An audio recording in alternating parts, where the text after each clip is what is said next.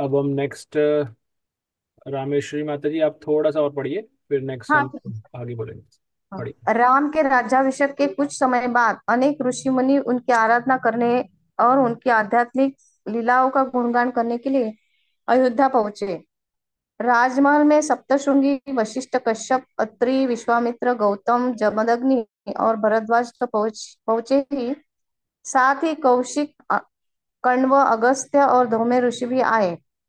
जब राजमहल के दरबार में राम को इन महान ऋषियों के आगमन की सूचना दी तो उन्होंने इन ऋषियों को ससम्मान दरबार में बुलाया और स्वयं उनका स्वागत करने के लिए हाथ जोड़कर खड़े हो गए।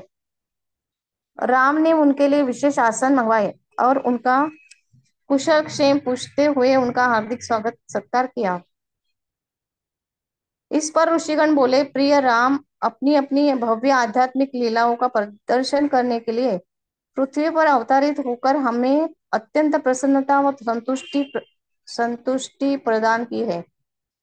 रावण का संहार हो जाने पर हमें बहुत शांति और प्रसन्नता का अनुभव हो रहा है, क्योंकि वह जगत के कल्याण व प्रगति की राह में एक बड़ी रुकावट था। केवल रावण ही नहीं बल्कि खर, मारीच, कुंभकर्ण, अतिकाय, निकुंभ और कुंभ जैसे अनेक राक्षसों ने सभी जीवधारियों को आतंकित कर रखा था। हम आपके बहुत आभारी हैं कि आपने उन सबका संहार किया। इंद्रजीत का सॉरी इंद्रजीत का संहार करने के लिए हम विशेष रूप से आपके आभारी हैं, क्योंकि उसके बराबर में कोई नहीं कर सकता था। आपके और लक्ष्मण के अतिरिक्त तीनों लोकों में अन्य कोई भी उसका वध करने के सामर्थ्य नहीं रखता।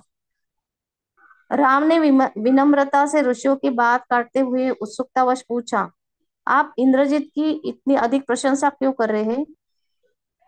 मानो वह रावण और कुंभकर्ण से अधिक शक्तिशाली रहा हो। इस प्रश्न के जवाब से ऋषियों की ओर से अगस्त ऋषि विस्तार पूर्वक राक्षसों के इतिहास की कथा सुनाई। पुलस्त ब्रह्मा जी के पुत्र थे। वह तपस्या के लिए, प्रभु जी थोड़ा बड़ा करिए ना, दिखता नहीं बरोबर।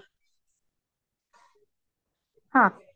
पुलस्त ब्रह्मा जी के पुत्र थे। वह तपस्या के लिए तृणबिंदु के आश्रम में गए और बाद में उनकी पुत्री से विवाह किया। उनके पुत्र का नाम विश्रवा था और उनके इस नाम से पता चला कि उन्हें वेदों का पाठ सुनने में बेहद शौक था।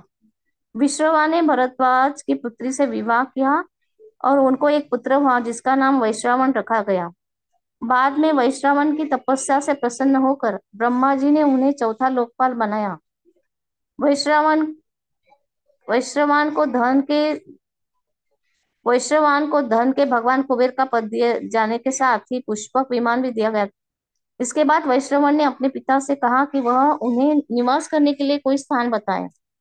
विश्रवा ने उत्तर दिया, प्रिय पुत्र, तुम त्रिकुट पर्वत पर स्थित लंका नगरी में रह सकते हो, जिसे विश्वकर्मा ने राक्षसों के रहने के लिए बनाया था, क्योंकि भगवान विष्णु के डर से राक्षस वहां भागकर रसातल में रहने चले गए, इसलिए लंका अब खाली है। राम ने अनुरोध किया, कृपया मुझे मूल राक्षसों का इतिहास बताएं। वे रावण की तुलना में कितने शक्तिशाली थे? उन्हें भगवान विष्णु ने लंका से क्यों भगाया, जिसकी वजह से उन्हें पाताल में रहने जाना पड़ा? अगस्त ऋषि ने अपनी कहानी अगस्त ऋषि ने अपनी कहानी आगे बढ़ाई। सृष्टि के प्रारंभ में प्राणियों की एक श्रेणी राक्षस कहलाती थी। उनके दो मुखिया थे, हेती और प्रहेती।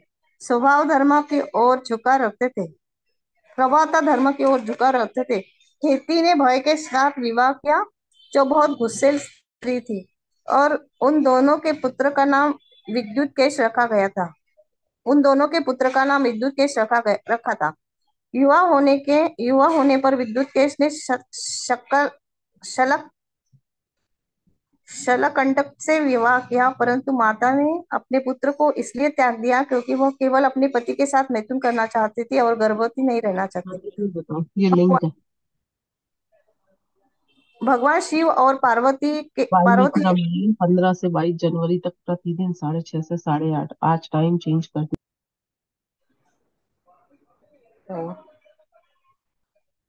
भगवान शिव और पढ़िए माता पार्वती जी, ने पढ़िए सुकेश पढ़िए। नामक एक हेलो, हरे कृष्णा। आप पढ़िए माता जी। अच्छा, मुझे लगा रोक रोक रहे हैं आप मुझे। भगवान शिव और पार्वती ने सुकेश नामक इस बालक की रक्षा की। उनसे वरदान पाकर सुकेश बहुत बड़े बेहद घमंडी हो गया।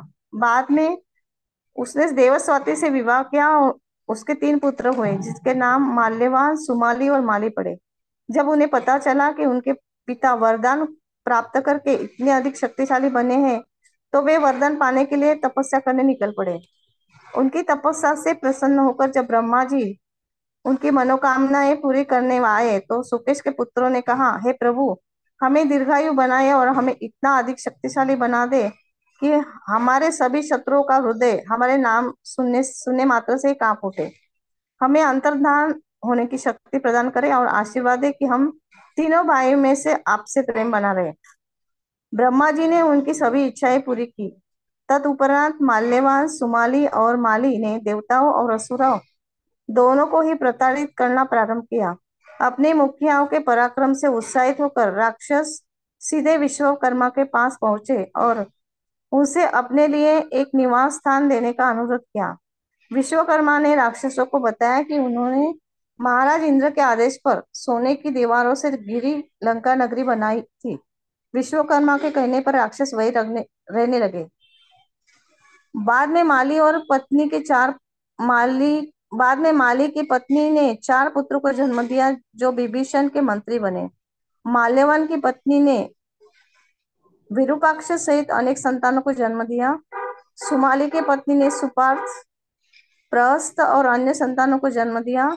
इन सभी संतानों को अपने पिताओं की तरह स्वयं पर बहुत घमंड हो गया।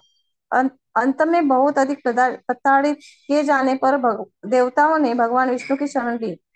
देवताओं की विनती सुनकर भगवान विष्णु ने उन्हें आश्वस्त किया कि वो पहले ही सुकेश के पुत्रों का संहार करने का निर्णय कर चुके हैं, क्योंकि सुकेश के पुत्र घमंड के मद में चूर होकर शिष्टता की सीमाएं लांघ चुके थे। इसके बाद भगवान विष्णु और सुकेश के पुत्रों में भीषण युद्ध हुआ।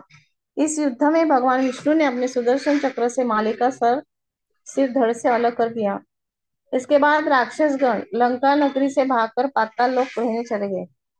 अगस्त्य ऋषि ने कहा, आपने रावण से जिन अन्य राक्षसों का वध किया है, उनकी तुलना में माल्यवान, सुमाली व माली कहीं अधिक शक्तिशाली थे।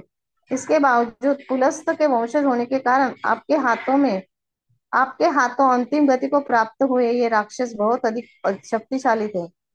प्रिय राम, अंत में यही कहा जा सकता है कि आप ही भगवान नारायण हैं, क्योंकि आपके अतिरिक्त अन्य कोई भी इन राक्षसों का संहार नहीं कर सकता था।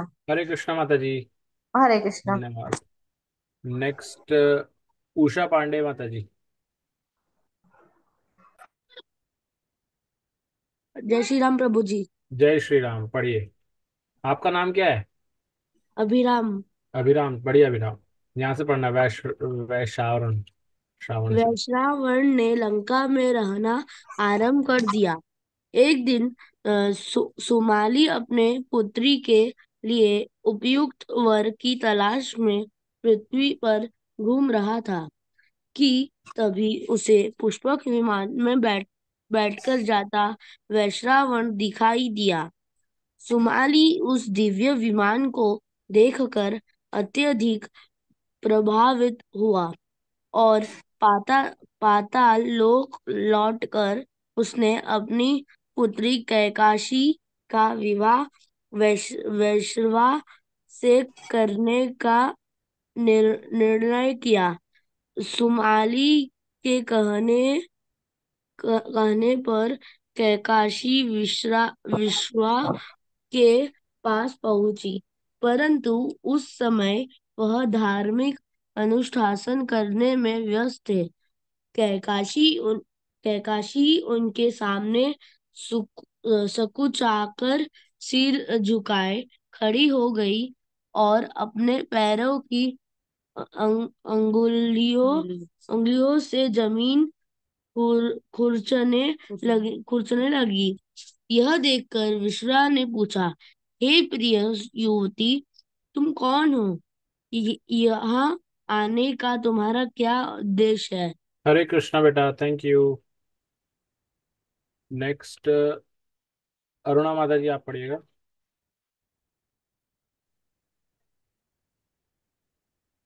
जय श्री राम। जय श्री राम। कैकाशी बोली, मैं सुमिल की पुत्री कैकाशी हूँ। मेरे पास अनुरोध है कि इसके अतिरिक्त आप जो भी जानना चाहें, इसके लिए आप अपनी आध्यात्मिक शक्ति का प्रयोग करें। विश्वा ध्यान में लीन हो गए। कैकाशी के मन में यह कैकाशी के मन की बात जानकर वह बोले, मैं जान गया हूँ कि तुम मेरे पुत्रों को जन्म देने चाहती हो। मैं तुम्हारी इच्छा पूरी करूंगा, परंतु तुम मेरे पास एक अशुभ घड़ी में आई हो, इसलिए तुम्हारे पुत्र भयानक राक्षस बनेंगे। यह सुनकर कैकाशी ने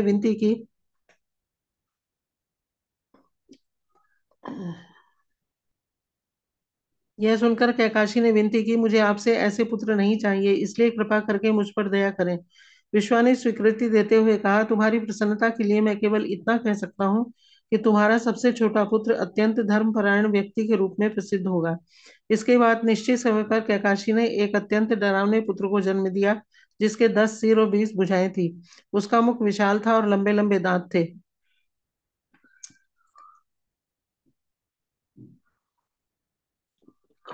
10 सिर वाला होने के कारण इस पुत्र का नाम दशग्रीवा पड़ा। फिर कुछ समय उपरांत कुंभकर्ण का जन्म हुआ।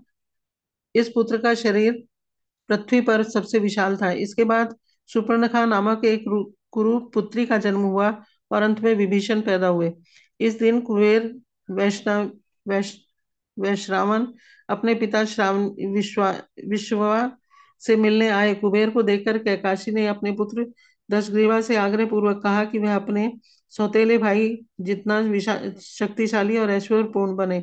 यह सुनकर दशग्रीवा कुबेर के प्रति बहुत ईर्ष्यालु हो उठा और उसने हर प्रकार से कुबेर से श्रेष्ठतर बनने का निर्णय लिया।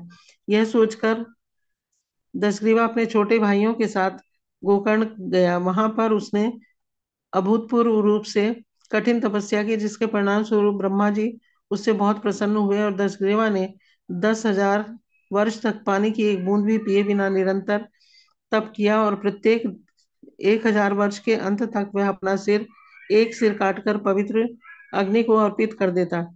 जब वह अपने अंतिम सिर की बलि देने वाला था, तभी ब्रह्मा जी उसे मनचाहा वरदान देने के लिए उसके सामने प्रकट हो गए। ब्रह्मा जी द्वारा वरदान मांगने का आग्रह किए जाने पर दशग्रीवा ने हर्षातिरेक से रूंधे गले रूंध गए गले से बहुत प्रयास करके कहा, हे प्रभु, मुझे केवल मृत्यु का भय सताता है, इसलिए आप कृपया मुझे अमर हो जाने का वरदान प्रदान करें। यह सुनकर भगवान ब्रह्मा बोले, इस भौतिक जगत में पूर्ण अमरता प्राप्त करना किसी भी व्यक्ति के लिए संभव नहीं है, यहाँ तक कि मुझे भी एक दिन मरना होगा, इसलिए मैं तुमसे कोई और वरदान मांगने का अनुरोध करता हूँ। दशग्रीवा रावण ने विनीत की विनती की, हे प्रभु, मुझे वरदान दें कि नागों, दैत्यों, दानवों, राक्षसों और देवताओं के हाथों मेरी मृत्यु न हो। मुझे मनुष्य, पशुओं जैसे अन्य जीवधारियों के हाथों मृत्यु से रक्षा की आवश्यकता नहीं है, क्योंकि मैं इन्हें पथ पर पड़े तिनके से अधिक महत्व नहीं देता। ब्रह्मा जी ने इन सभी इच्छाओं को स्वीकार कर लिया और दशग्रीवा के 10 सिर के भी प्रदान कर दिए। इसके बाद उन्होंने विभीषण से कहा, तुम भी अपना मनोवांछित वरदान मांग लो। विभीषण बोले, प्रिय प्रभु, मेरे प्रति आपके प्रसन्न होने मात्र से ही मेरा जीवन धन्य हो गया है।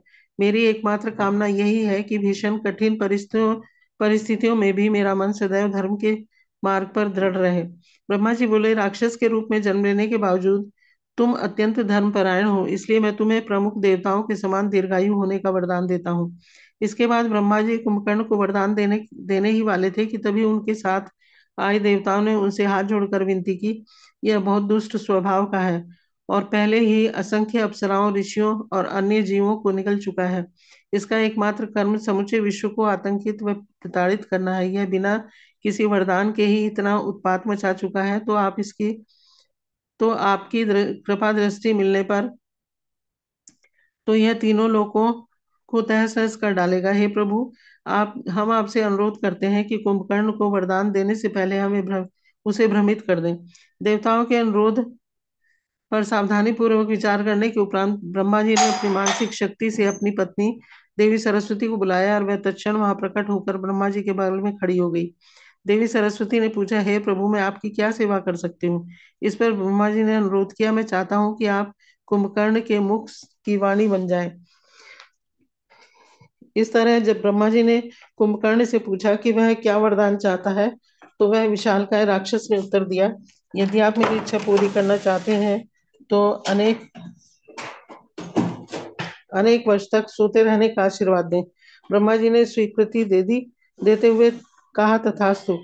कुंभकर्ण को ठीक कुछ उस समय होश आया जब ब्रह्मा जी जाने वाले थे, और उसने आश्चर्य से पूछा, ये अनर्थकारी शब्द मेरे मुंह से कैसे निकले? अवश्य ही देवताओं ने मुझे बेसुध कर दिया होगा। सुमाली को जब ज्ञात हुआ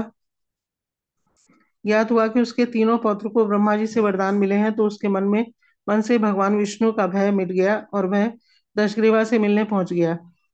सुमाली ने दशग्रीवा को बताया कि लंका मूलतः राक्षसों की थी और कैसे उन्हें वहां से हटा दिया जाए। फिर उसने दशग्रीवा से कहा कि वह कुबेर से लंका वापस ले ले। पहले तो दशग्रीवा ने यह कहते हुए ऐसा करने से इनकार कर दिया कि प्रिय नाना जी, आपको इस तरह की बात नहीं करनी चाहिए, क्योंकि कुबेर मेरा बड़ा भाई है।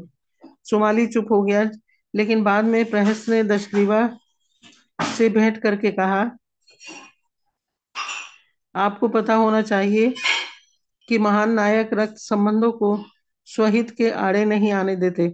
जरा कश्यप की पत्नियां दिति और अदिति की शत्रुता पर विचार करें। राक्षसों में सर्वोपरि है, हे दशग्रीवा, संप्रभुता के लिए अपने भाई से युद्ध करने वाले आप पहले व्यक्ति नहीं हैं। वास्तव में हरे लंका पर कृष्णा विजय माता जी। की। हरे कृष्णा माता जी। हरे धन्यवाद। कृष्ण। आपके पीछे से आवाज आ रही है, तो आप बाद में पढ़ लीजिएगा आगे, अच्छा, ठीक है? Sorry. Okay, no problem. Aarti Pawar, आप पढ़िएगा यहाँ से।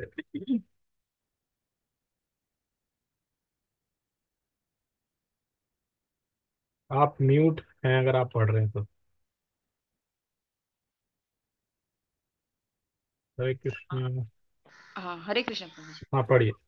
वास्तव में लंका पर विजय के विचार मात्र से दसवीं बेहतर पहले उसने त्रिकूट पर्वत जाकर प्रहस्त को अपने दूत के रूप में कुबेर के पास भेजा और विनम्र पूर्वक उसने कहा कि वह लंका नगरी राक्षसी को लौटा दे। वैश्वावन ने कहा, यह स्थान मुझे मेरे पिता ने दिया है, इसलिए मैं इसे छोड़कर नहीं जाना चाहता, परंतु यदि दशवीर्य चाहे तो वह यहाँ आकर हमारे साथ ही लंका में रह सकता है, ताकि हम लोग बिना शत्रुआ के साथ रह सके। प्रस्थ के जाने के बाद वैश्वावन अपने पिता के पास गया और उन्हें दशग्रीव की मंशा के बारे में बताया। विश्वा ने कहा, दशग्रीव लंका नगरी को आप वापस मांगने के लिए पहले मेरे पास आ चुके हैं, लेकिन मैंने उसके लालच के लिए उसकी कठोर निंदा लगी। ब्रह्मा जी के वरदानों के कारण दशग्रीव को इतना घमंड हो गया है कि वह यह अंतर तक नहीं कर सकता कि उसे कितना सम्मान करना चाहिए और कितना नहीं। और अब मेरी अप्रसन्नता के कारण वह और अधिक दुष्ट हो गया है। मेरा सुझाव है कि तुम लंका नगरी छोड़ दो और कैलाश पर रहने चले जाओ, ताकि तुम्हारे और रावण के बीच शत्रुता न बढ़े। कुबेर ने लंका खाली कर दी। प्रस्थ से इसकी सूचना मिलने पर दशग्रीव अन्य राक्षस के साथ वहां गया। जहां जंगल में घूमते हुए दशग्रीव की मुलाकात दानव से हुई, जिसने अपनी बेटी मंदोदरी की शादी रावण से करा दी। उसी समय माया दानव के दशग्रीव को वह भाला दिया जिससे लक्ष्मण बुरी तरह घायल हो चुके थे। कुछ समय बाद मंदोदरी ने मेघनाद को जन्म दिया, जिसे बाद में इंद्रजीत के नाम से जाना गया। दशग्रीव ने देवताओं और ऋषियों को प्रताड़ित करना जारी रखा। पारिवारिक स्नेह के कारण कुबेर ने अपने सौतेले भाई के पास एक दूत भेजकर चेतावनी दी कि वह अपने तौर तरीके सुधार ले, अन्यथा परिणाम सुखद नहीं होगा। इससे दशग्रीव नाराज हो गया और कुछ समय बाद उसने कुबेर पर आक्रमण कर दिया। भयंकर युद्ध के कारण दशग्रीव ने अपने भाई को बुरा तरह घायल कर दिया और पुष्पक विमान छीन लिया। कार्तियों के जन्म स्थान की ओर जाते समय हिमालय में सुनहरे नकोरटों के एक झाड़ पर पहुंचकर दशग्रीव यह देखकर आश्चर्यचकित रह गया कि पुष्पक विमान ने पर्वत पर ऊपर चढ़ना बंद कर दिया है और थम गया है। तभी उस स्थान पर नंदीश्वर दिखाई दिए। भगवान शिव के यह अनन्य सेवक नाटे आकार के, बौड़े आकृति के, गंजे व भयानक रूप वाले थे। उन्होंने 10 ग्रीवों को आदेश दिया, इसी समय वापस लौटो जाओ, क्योंकि भगवान शंकर इस पर्वत पर मनोरंजन कर रहे हैं। यह सुनकर 10 ग्रीव बहुत क्रुद्ध हो गया। अपने रथ के नीचे उतरकर उसने पूछा, यह शंकर कौन है? तभी ऊपर देखने पर 10 ग्रीवों को वानर समान मुख वाले नंदी दिखाई दिए, जो अपने हाथ में ज्वालामय भाला लेकर भगवान शिव के पास खड़े थे। भगवान शिव के वानर समान मुख वाले बैल रूपी वाहन नंदी को देखकर रावण उनका तिरस्कार करते हुए अट्टहासपूर्ण हंसी हंस पड़ा। इसके उत्तर में नंदी ने 10 ग्रीवों के शाप देकर कहा कि शक्तिशाली वानर गण तुम्हारे संपूर्ण कुल का विनाश कर देंगे। निस्संदेह में यदि मैं चाहूँ तो इसी समय तुम्हारा वध कर सकता हूँ, परंतु मैं तुम्हें छोड़ रहा हूँ, क्योंकि तुम्हारे पाप ही तुम्हारा संहार करेंगे। 10 ग्रीवों में नंदी की बातों की परवाह नहीं की और बोला, तुमने अपमानजनक ढंग से मेरा विमान रोका है, इसलिए मैं तुम्हारे स्वामी भगवान शंकर का वध करके इसका बदला लूंगा। यह कर 10 ग्रीवों ने कैलाश पर्वत के नीचे हाथ लगाकर उसे उठाने का प्रयास किया। उसकी शक्ति के कारण पर्वत हिलने लगा और पर्वती लड़खड़ा गई और उन्होंने सहारा लेकर लिए अपने स्वामी को कसकर पकड़ लिया। तब महादेव ने हंसते हुए कैलाश पर्वत को अपने पैरों के अंगूठे से दबाया, जिससे परिणाम स्वरूप 10 ग्रीवों के हाथ कुचल गए और अत्यधिक पीड़ा के कारण 10 ग्रीव चिढ़ उठा और उसका आंतरनाद सुनकर तीनों लोग कांप उठे। यहाँ तक कि पथ पर चलते चलते राजा इंद्र तक लड़खड़ा गए। अपने स्वामी की यह दुर्दशा देखकर 10 ग्रीवों के मंत्रियों ने उसे भगवान शिव की शरण में जाने का सुझाव दिया, क्योंकि उन्हें आशुतोष के नाम में भी जाना जाता है, जिसका अर्थ यह है कि आसान के दरियाद्र हो उठते हैं। और कोई रास्ता न देखकर 10 ग्रीव ने अपना सिर झुका लिया और वह सामदेव के मंत्रों का पाठ करता हुआ भगवान शिव का मंडप करने लगा। हरे इस पर कृष्णा माता जी, हरे कृष्णा। हरे कृष्ण। नेक्स्ट अचला शर्मा।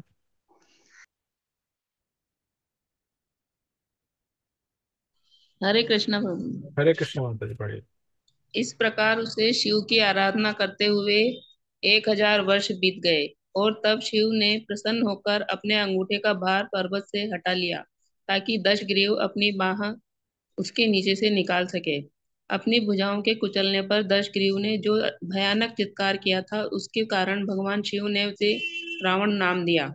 दूसरे शब्दों में कहें तो 10 ग्रीव की भयानक चित्कार के कारण ही उसे रावण के नाम से जाना गया और उसकी इस गर्जनकारी चित्कार ने देवताओं तक के कलेजे भय से दहला दिए थे। इसके बाद रावण का एकमात्र कार्य पराक्रमी क्षत्रियों को चुनौती देना रह गया था। समझदार राजाओं ने रावण के आगे समर्पण कर दिया और बाकी राजाओं को उसने आसानी से हरा दिया। एक दिन जब रावण हिमालय के निकट एक जंगल से गुजर रहा था, तब उसे एक सुंदर युवती दिखी, जिसके बाल उलझे हुए थे और उसने हिरण की खाल के वस्त्र पहने हुए थे। उसकी ओर आकर्षित होकर रावण ठहाका लगाकर हंसा और बोला, जंगल में तपस्या करना तुम्हारी जैसी सुंदर युवती के लिए उचित नहीं है। प्रिय युवती, तुम कौन हो? तुम जंगल में रहकर कष्टदायी जीवन क्यों व्यतीत कर रही हो? इस पर वह युवती बोली, मैं ब्रह्म ऋषि कुश ध्वज की पुत्री हूँ और मेरा नाम वेदवती है। अनेक योग्य पुरुषों और देवताओं तक ने विवाह के लिए मेरे पिता से मेरा हाथ मांगा, परंतु मेरे पिता ने उन सभी को मना कर दिया। उन्हें लगता था कि केवल भगवान विष्णु ही उनके उपयुक्त दामाद हो सकते हैं।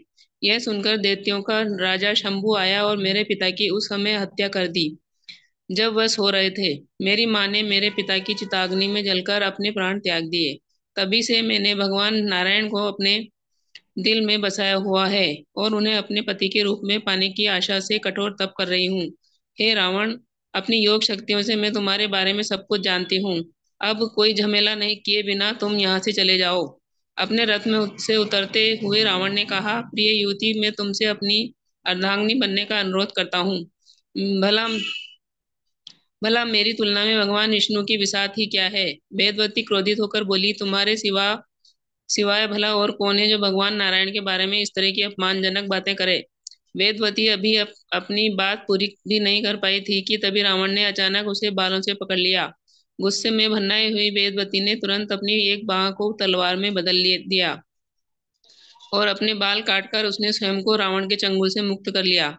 इसके बाद वेदवती ने अग्नि प्रज्वलित करके कहा, तुम्हारे द्वारा मेरा स्पर्श कर ले जाने के कारण मेरी अब जीने की कोई कामना नहीं रही है, परंतु मैं तुम्हें शाप नहीं दूंगी, क्योंकि ऐसा करने से मेरे द्वारा अब तक अर्जित पुण्य भी कमी आ जाएगी। इसके बजाय मैं देवी रूप में तुम दूसरा जन्म लूंगी, ताकि मैं तुम्हारे सर्वनाश का कारण बन सकूं। वेदवती ने जैसे ही अग्नि में प्रवेश किया, वैसे ही स्वर्ग से उस पर पुष्प वर्षा हुई। अपने शरीर का त्याग करने के बाद वेदवती कमल के एक फूल में से प्रकट हुई। रावण फुर्ती से आगे बढ़ा और उसे पकड़कर जबरदस्ती पुष्पक विमान में बिठा लिया और लंका लौट गया। रावण ने अपने मंत्रियों को वह कन्या दिखाई, तो उन्होंने रावण को उसे अपने पास न रखने की चेतावनी दी, क्योंकि वह कन्या उसके विनाश का कारण बनने वाली थी। मंत्रियों की इस सलाह को मानकर रावण ने वेदवती को समुद्र में फेंक दिया। समुद्र के किनारे पर पहुंचने के बाद अपनी योग शक्तियों के द्वारा वेदवती महाराजा जनक की यज्ञ भूमि पर पहुंच गई। उसके बाद जिस समय राजा जनक यज्ञ भूमि को कुदाल से समतल कर रहे थे, तब हल्की लकीर से वह एक नवजात कन्या के रूप में प्रकट हुई। इस तरह सतयुग में वेदवती के रूप में जन्मी वह कन्या त्रेता युग में जानकी बन गई। एक बार रावण इधर उधर घूमते विचरते हुए अयोध्या पहुंच गया और उसने राजा अरण्य को युद्ध की चुनौती दी। भीषण संग्राम के बाद रावण ने अपने प्रतिद्वंदी को घातक रूप से घायल कर दिया। रणभूमि में मरणासन्न पड़े राजा अनरण्य ने रावण को शाप दिया कि भविष्य में मेरा ये एक वंशज राम तुम्हारा वध करेगा। अनरण्य द्वारा यह शाप देते ही स्वर्ग से पुष्प वर्षा हुई और देवताओं ने ढोल नगाड़े बजाकर तुमुल ध्वनि की। इसके बाद रावण यमराज से लड़ने गया। ब्रह्मा जी ने आकर यमराज को अपने काल दंड का प्रयोग करने से नहीं रोका होता तो वह निश्चित तौर पर युद्ध में हार गया होता। रावण ने वरुण के पुत्रों को भी पराजित किया और लंका नगरी को वापस लौटते समय अनेक राजाओं, ऋषियों, देवताओं और असुरों की कुमारी पुत्रियों का अपहरण कर लिया। रावण को तब जब भी कोई कन्या आकर्षक लगती तो वह सबसे पहले उसके सभी संबंधियों को मार डालता और फिर उसे अपने विमान पर बिठा लेता। इस तरह रावण का विमान भय और दुख से करुण विलाप करती सैकड़ों कन्याओं से भर गया। अपनी दुर्दशा से अत्यंत शोकाकुल होकर इन अपरत युवतियों ने रावण को शाप दिया, एक दिन इस दुष्ट राक्षस का अंत स्त्री के कारण ही हो। युवतियों के ऐसा कहते ही स्वर्ग से पुष्प वर्षा हुई। इन सच्चरित्र और धर्मपरायण स्त्रियों द्वारा शाप दिए जाने के तुरंत बाद ही रावण की दैहिक आभा और भव्यता का ह्रास होना आरंभ हो गया। अपने एक विजयाभिमान के दौरान रावण ने भूलवश अपनी बहन शूर्पणखा के पति को मार डाला।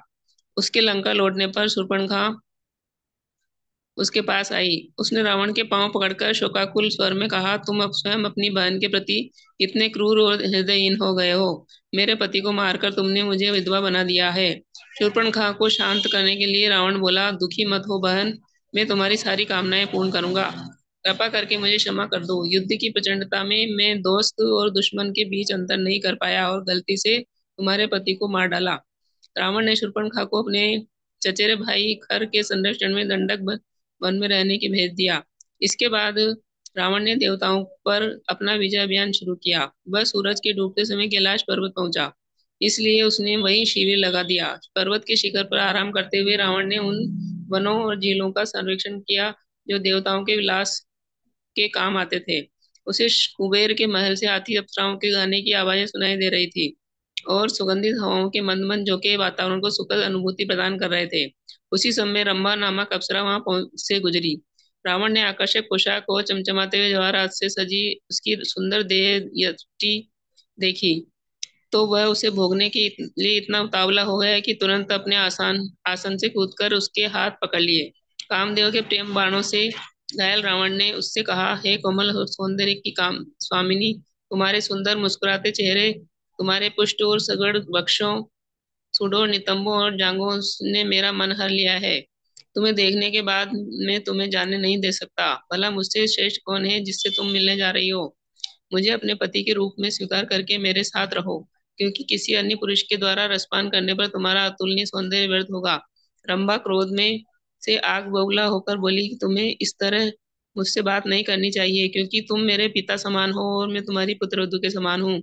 यह सुनकर रावण ने कहा, केवल पुत्र की पत्नी को ही पुत्रवधू माना जा सकता है। ब्रह्मा ने कहा, हाँ यह सही है, परंतु तुम्हें पता होना चाहिए कि मैं तुम्हारे भाई के पुत्र नल कुंवर की विधि सम्मत पत्नी हूँ और अभी मैं उन्हीं से मिलने जा रही हूँ। इसलिए हे राक्षस राज, धर्म के मार्ग में चलो और मुझे जाने दो। इस नेक सलाह में अरुचि प्रकट करते हुए रावण ने उत्तर दिया, तुम्हारा तर्क केवल उन्हीं स्त्रियों पर लागू होता है जिनका एक ही पति हो। अप्सराओं का कोई भी वास्तविक पति नहीं होता।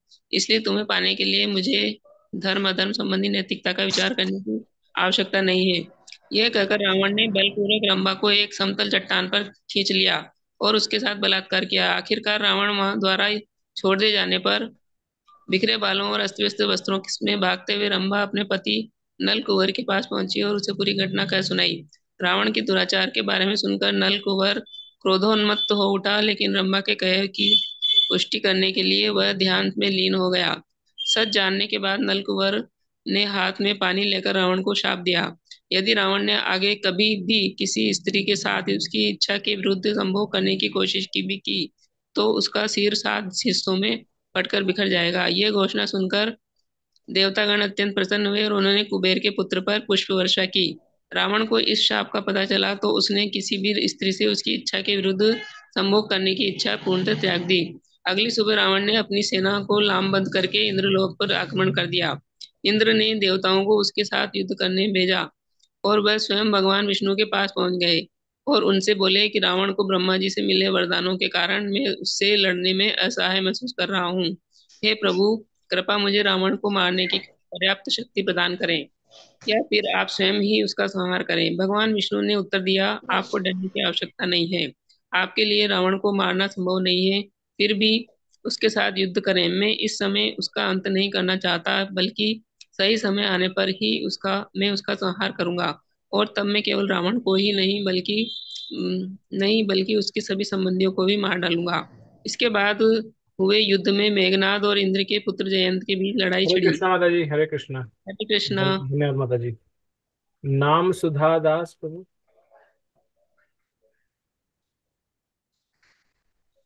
हरे कृष्णा। हरे कृष्णा प्रभु जी। इसके बाद हुए युद्ध में मेघनाथ और इंद्र के पुत्र जयंत जयंत के बीच लड़ाई छिड़ी।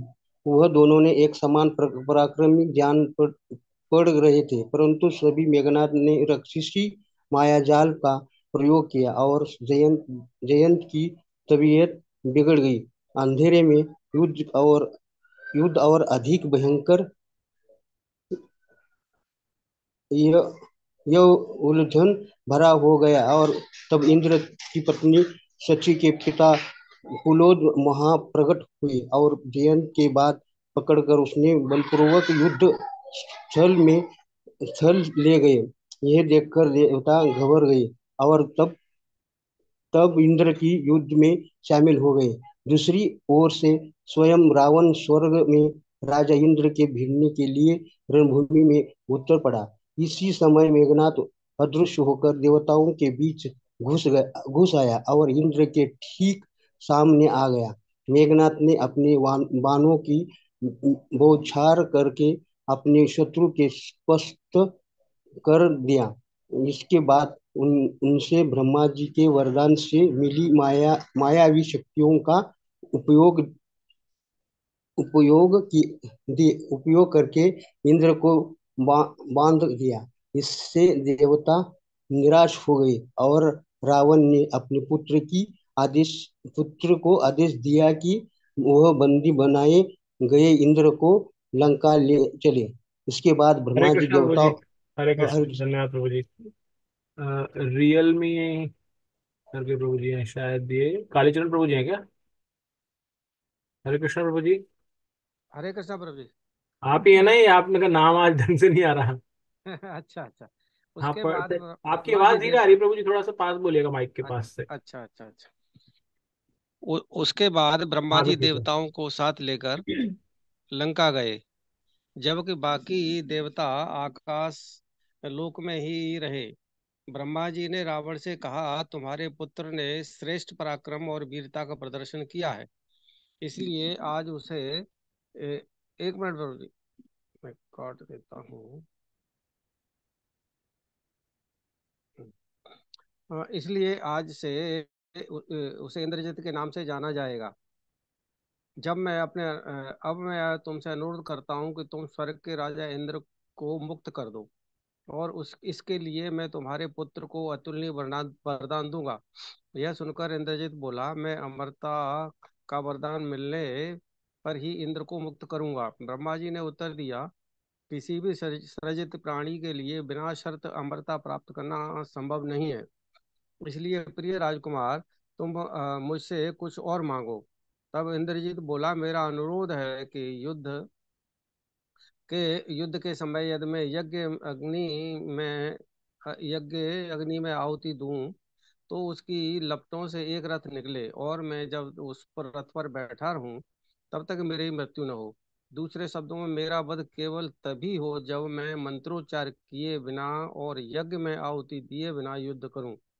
कुछ लोग तपस्या करके अमरता का वरदान मांगते हैं, परंतु मैंने अपने पराक्रम का प्रदर्शन करने मात्र से ही यह प्राप्त किया है। ब्रह्मा जी ने इंद्रजित के किसी अनुरोध को स्वीकार किया, और बदले में उसने इंद्रदेव को छोड़ दिया। राम ने पूछा, हे ऋषि श्रेष्ठ, क्या किसी समय कोई ऐसा क्षत्रिय भी हुआ था जो रावण को पराजित कर पाया हो? इसके उत्तर में अगस्त्य ऋषि ने बताया कि किस तरह से है नरेश, की कार्तवीर्या अर्जुन ने भीषण युद्ध द्वंद्व के उपरांत रावण को पकड़कर बांध दिया था। जब पुलस्त्य मुनि ने महिष्मति जाकर अपने पोते को मुक्त कर देने के लिए कहा, तो कार्तवीर्या अर्जुन तुरंत मान गया। कुछ समय बाद रावण किष्किंधा आ गया, और उसने वाली से युद्ध करने की इच्छा प्रकट की। परंतु जब उसे यह पता चला कि वाली दक्षिणी समुद्र तट पर गया हुआ है, तो रावण भी वहां चला गया। राक्षस राज ने वाली को प्रार्थना में तल्लीन होकर मौन साधना करते पाया। उस बानर को पकड़ने की इच्छा से रावण चुपचाप पंजों के बल चलते हुए बाली की ओर पीछे से आगे बढ़ा। परंतु बाली अपनी आंखों के कोनों से रावण को देख सकता था। बाली ने बिना परेशान हुए सोचा, जैसे ही यह राक्षस मेरे नजदीक आएगा तो मैं इसे पकड़कर अपनी कांख में दबा लूंगा। यह मेरी कांख में दबा हुआ उछल कूद करता रहेगा, और इस बीच में मैं अन्य तीन समुद्रों को पर जाकर अपनी आराधना पूर्ण कर लूंगा। रावण हालांकि बाली के पीछे से आया था, लेकिन बाली को उसके पश्चात पदचाप सुनाई दे रहे थे। राक्षस राज बाली के पास पहुंचा ही था कि वह फुर्ती से पलटा, और उसने रावण को पकड़ लिया। फिर रावण को कसकर अपनी कांख में दबाए हुए बाली अपने अगले गंतव्य की ओर चला। अंततः जब बाली किष्किंधा लौट आया, तो इतनी दूरी तक रावण को कांख में दबाए रहने के कारण उसे थकान महसूस हुई, और उसने रावण को एक उद्यान में छोड़ दिया। राक्षस राज पर तिरस्कार पूर्वक हंसते हुए बाली ने स्तब्ध रह गए रावण से उसकी पहचान बताने के लिए कहा। रावण ने वास्तविक सराहना के भाव से बाली को अपना परिचय दिया, और कहा, तुम हवा में जिस आश्चर्यजनक गति से यात्रा करते हो, उसकी बराबरी केवल मन, वायु, गरुड़ ही कर सकते हैं। हे वानरराज, तुम सच में एक असाधारण पराक्रमी हो। अ, इसलिए मेरी हार्दिक इच्छा है कि मैं तुम्हारे साथ मित्रता करूं। इसके बाद उन दोनों ने पवित्र अग्नि जलाई, और इस तरह जब दोनों में मित्रता हो गई, तो बाली और रावण ने उत्साह से भरकर आलिंगन किया। उसके बाद रावण 1 महीने तक किष्किंधा में वानर राज बाली का सम्मानित अतिथि बनकर रहा। राम ने कहा, हे ऋषिवर, रावण और बाली निश्चित ही पराक्रमी शूरवीर थे, परंतु मुझे लगता है कि हनुमान उन दोनों से अधिक शक्तिशाली हैं। लंका पर मेरे विजय अभियान में अकेले हनुमान की वजह से ही मैं विजय प्राप्त करके सीता को वापस ला सका। मैं हनुमान का इतना अधिक ऋणी हूँ कि इसे शब्दों में व्यक्त कर पाना मेरे लिए संभव नहीं है, और वह मेरे सभी विशुद्ध सेवकों में सर्वश्रेष्ठ हैं। हे ऋषिवर, मैं चाहता हूँ कि आप मेरी एक शंका का निवारण करें। जब बाल और सुग्रीव के बीच शत्रुता थी, तब हनुमान ने वाली को परास्त क्यों नहीं किया? मुझे लगता है कि हनुमान को अपनी वास्तविक शक्ति के बारे में पता ही नहीं होगा, अन्यथा वह चुपचाप हाथ पर हाथ रखकर सुग्रीव को कष्ट उठाते हुए भला कैसे देख सकते थे? हे ऋषि श्रेष्ठ, आप सभी रहस्यों को जानते हैं, कृपया मुझे हनुमान की भव्य लीलाओं के बारे में बताएं, ताकि मेरा संदेह दूर हो सके। हनुमान भी अन्य लोगों के साथ इस वार्तालाप को सुन रहे थे, और उन्हें राम की बातें सुनकर अत्यधिक आध्यात्मिक प्रसन्नता का अनुभव हुआ। अगस्त्य मुनि ने शब्द किया कि सच यह है कि बल और गति या बुद्धि के मामले में शक्तियों को भूल गए थे, पर बुद्धि के मामले में हनुमान की बराबरी कोई नहीं कर सकता था, परंतु वह अपनी वास्तविक शक्तियों को भूल गए थे। और यह कैसे हुआ, इसकी जानकारी हनुमान की जीवन कथा से मिलेगी। हरे कृष्णा प्रभु वायुदेव जी। ने हरे हरे कृष्ण, कृष्णा। हरे कृष्ण, जय श्री ओके, राम। आखिर के जय सिया राम। नेक्स्ट, अन्नपूर्णा। वायुदेव ने पहले मेरु पर्वत पर रहने वाले वानरराज केसरी की पत्नी अंजना के माध्यम से हनुमान को जन्म दिया। पुत्र के जन्म के बाद अंजना फल एकत्रित करने चली गई, परंतु अपनी माँ को अपने पास न पाकर बालक हनुमान रोने लगे। और ठीक उसी समय क्षितिज पर सूर्योदय हुआ। बाल हनुमान ने सूर्य रूपी चमकते हुए नारंगी गोले को देखा, तो उन्हें लगा कि यह कोई फल है, और उसे पकड़ने के लिए उन्होंने हवा में छलांग लगा दी। देवताओं ने पवन पुत्र को हवा में तेजी से उड़ते देखा, तो वे आश्चर्यचकित रह गए और घोषणा करके करके बोले, मन मन या गरुड़ भी इतनी तेज गति से नहीं उड़ सकते। यदि यह नवजात वानर के रूप में ऐसी शक्ति का परिचय दे सकता है, तो बड़ा होने पर यह कितना अधिक शक्तिशाली बनेगा। वायुदेव ने अपने पुत्र को सूर्य की जलाकर राख कर देने वाली तपिश से बचाने के लिए उसका पीछा किया। बाल हनुमान जब सूर्य के निकट पहुंचे, तो सूर्य देव ने उनके बचपन बचपने और भविष्य में राम के अभियान में हनुमान की सहायक भूमिका के बारे में सोचकर उन्हें नहीं जला। पवन पुत्र सूर्य के रथ पर उनके बगल में बैठ गए, लेकिन उसी समय राहु सूर्य देव पर हमला करने आ गया।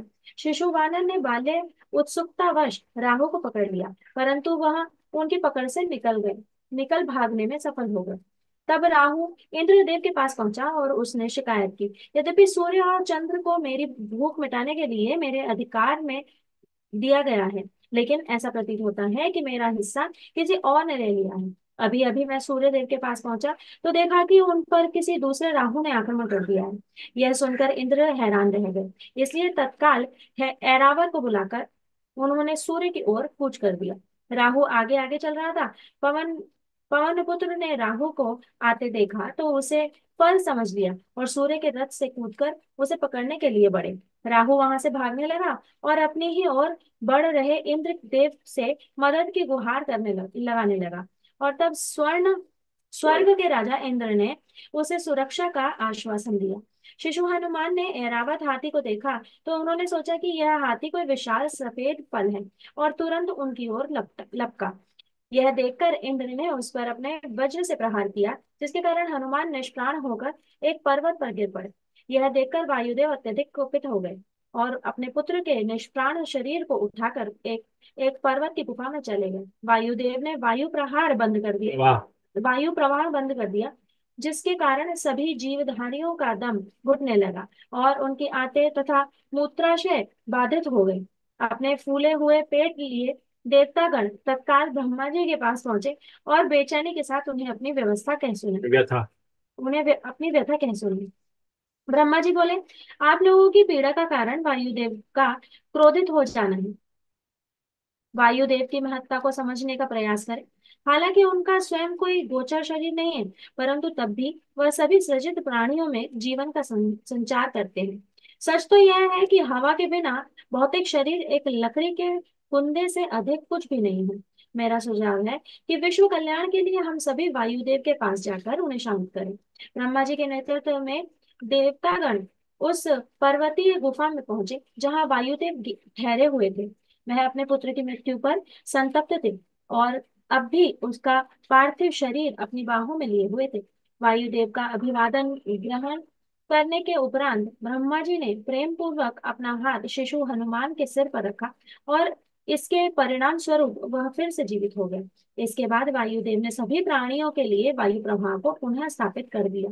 ब्रह्मा जी ने कहा, भविष्य में यह बालक आप लोगों के कल्याण के लिए कार्य करेगा, इसलिए आप सभी देवताओं को इसे वरदान देने चाहिए। इंद्र ने कमल के फूलों की अपनी माला उतारकर शिशु हनुमान के गले में डाल दी। स्वर्ग के राजा इंद्र ने कहा, इसकी टूटी हुई ठुड्डी के कारण आज के बाद यह बालक हनुमान के नाम से जाना जाएगा।